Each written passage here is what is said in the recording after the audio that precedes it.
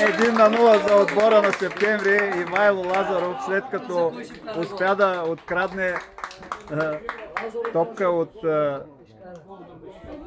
гостите от Дончево и в 11-та минута с топовен изстрел открива резултата. 1-0 за отбора на Септември. Сега ще опитаме да видим повторение на тази ситуация. Ето.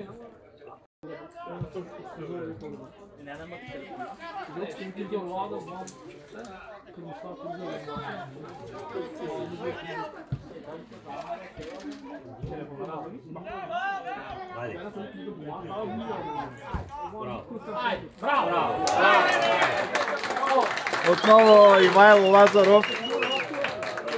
2-0 за отбора на Септември. Перфектно подаване от страна на Пепи Георгиев и Ивайло Лазаров засече. Топката като че ли чукна и тяло на защитник, но резултата вече е 2-0. Втори гол на Ивайло Лазаров. Ето сега да видим и повторение.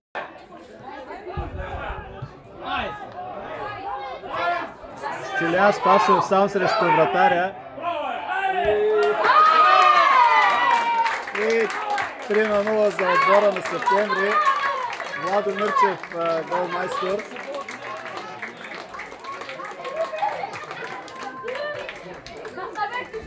Искат някаква засада футболистите на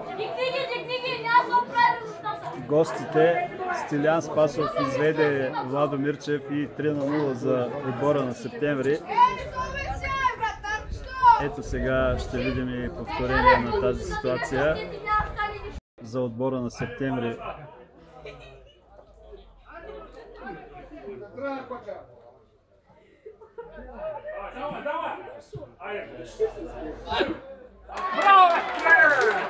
Четири на 1 за отбора на Септември. Христодар Христов отново с глава и отново с своята атракция. 4 на 1 за отбора на Септември. Ето сега да видим повторение на това изпълнение. Тодор Вълканов центрира отдясно и Христодар Христов великолепно заби в последната 90-та минута.